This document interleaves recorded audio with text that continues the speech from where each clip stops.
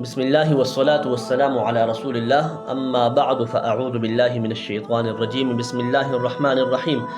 امام احمد بن حنبل رحمہ اللہ اپنی کتاب مسند احمد میں اس حدیث مبارکہ کو روایت کرتے ہیں۔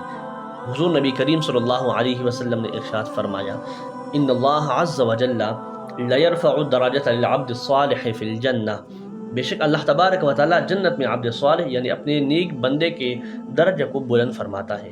جس وقت یہ نیک بندہ اپنا بلند مقام دیکھتا ہے تو عرض کرتا ہے، یا ربی انا لی ہذی، اے میرے رب، اے رب العالمین، میرا درجہ بلند کیسے ہو گیا؟ یا اللہ، مجھے اتنا بلند مقام کیسے مل گیا؟ میرے اعمال میں سے تو مجھے اپنا کوئی عمل ایسا نظر نہیں آتا جس کی وجہ سے میرا درجہ اتنا بلند کیا جائے۔ اور پھر آپ جانتے ہیں کہ جنت کے ایک درجہ سے دوسرے درجہ میں کتنا فرق ہے، ایک درجے سے دوسرے درجے تک کتنی مسافت ہے۔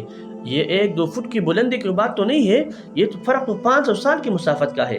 ایک انسان 500 سال تک چلتا رہے، جتنا سفر 500 سال میں طے کرتا ہے، اتنا فاصلہ، اتنی مسافت جنت کے 2 درجوں کے درمیان ہے۔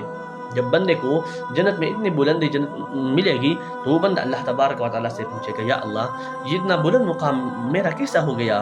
مجھے سمجھ نہیں آ رہی کہ میرے کون سے عمل کی وجہ سے مجھے یہ مقام دیا گیا۔ حضور نبی کریم صلی اللہ علیہ وسلم نے ارشاد فرمایا کہ اللہ تبارک و تعالیٰ کی طرف سے یہ جواب دیا جائے گا کہ باستغفار ولدک لک، اے میرے بندے، تیرے بیٹے نے تیرے لیے دعائے مغفرت کی ہے۔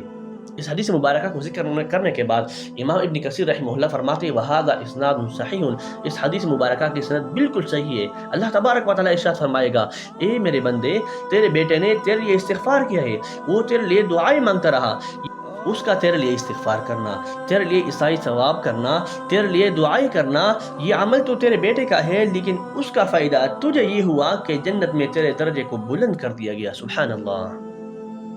اس حدیث مبارکہ سے یہ بات بالکل واضح ہو گئی کہ اگر ہم اپنی مرحومین کے لیے دعائیں کریں، ان کے لیے استغفار کریں اور ان کے لیے اِساری ثواب کریں تو یہ تمام کے تمام ان تک پہنچتے ہیں۔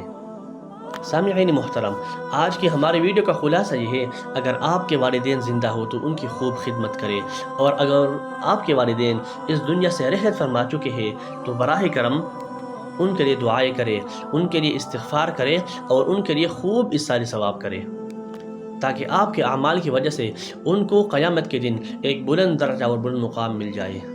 اللہ تبارک و تعالی ہم سب کو عمل کرنے کی توفیق عطا فرمائے، آمین۔